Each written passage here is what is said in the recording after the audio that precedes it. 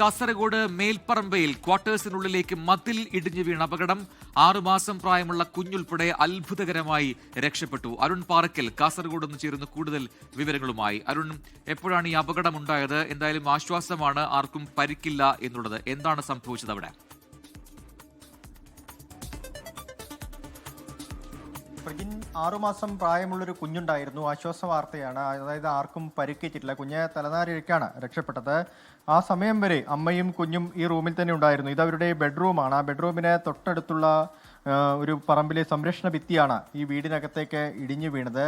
ആ ചുമരിലെ കല്ലുകൾ ഉൾപ്പെടെ, വെട്ടുകല്ല് ഉൾപ്പെടെ താഴേക്ക് അടർന്നു വീണത് നമുക്ക് ആ ദൃശ്യങ്ങളിൽ കാണാൻ സാധിക്കുന്നുണ്ട്. അവിടെ അവരുടെ ബെഡ്റൂമാണ്. കട്ടിൽ ഉൾപ്പെടെയുള്ള ഇതുണ്ട്, എയർ കൂളർ ഉൾപ്പെടെയുള്ള കാര്യങ്ങളുണ്ട്. എല്ലാം തകർന്നിട്ടുണ്ട്. വീടിനകത്തേക്കാണ് ഈ മതിൽ അപ്പാടെ ഇടിഞ്ഞു വീണിരിക്കുന്നത്. നമുക്ക് ആ പുറത്തേക്കുള്ള ദൃശ്യങ്ങൾ തന്നെ ഒന്ന് കണ്ടാൽ മനസ്സിലാവും എത്രത്തോളം ഭീകരമായാണ് ആ മതിൽ ഇടിഞ്ഞതെന്ന്. ഇപ്പോൾ കുട്ടിയും അമ്മയും ഇവിടെയുണ്ട്. അമ്മ നമുക്കിപ്പോൾ ചേരുകയാണ്. എപ്പോഴായിരുന്നു അപകടമുണ്ടായി?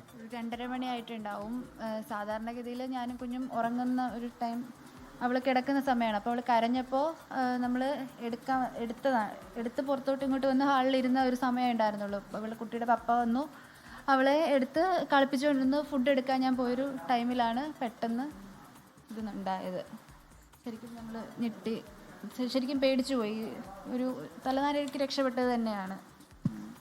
പ്രജിൻ, ഇത് മേൽപ്പറമ്പിലെ വാടക ക്വാർട്ടേഴ്സാണ്. ഇവിടെ ഇവർ മാത്രമായിരുന്നു ആ സമയത്ത് താമസമുണ്ടായിരുന്നത്. കുട്ടിയുടെ പിതാവ് ആ സമയം ജോലി കഴിഞ്ഞ് ഇവിടേക്ക് എത്തിയപ്പോഴാണ് ഈ അമ്മയും കുഞ്ഞും ഈ റൂമിൽ നിന്ന് പുറത്തേക്ക് ഇറങ്ങിയത്. അപ്പോഴാണ് ഈ അപകടമൊക്കെ ഉണ്ടായത്. എന്തായാലും ഇവരെ ഇനിയിപ്പോൾ ഇവിടെ നിന്ന് മാറ്റിപ്പാർപ്പിക്കാനുള്ള തീരുമാനങ്ങളായിട്ടുണ്ട്.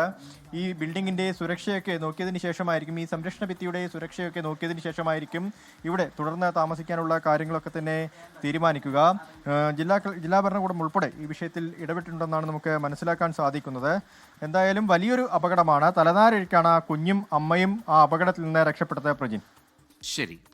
അരുൺ പാറക്കലാണ് വിശദാംശങ്ങൾ നൽകിയത് കാസർഗോഡ്. ലോകത്തെവിടെയായാലും ഏത് സമയത്തും 24 വാർത്തകളും ഓഗ്മെന്റഡ് റിയാലിറ്റി പാക്കേജുകളും എക്സ്പ്ലെയിനറുകളും വിശദമായി കാണാൻ ഞങ്ങളുടെ യൂട്യൂബ് ചാനൽ നിങ്ങൾക്ക് സബ്സ്ക്രൈബ് ചെയ്യാം.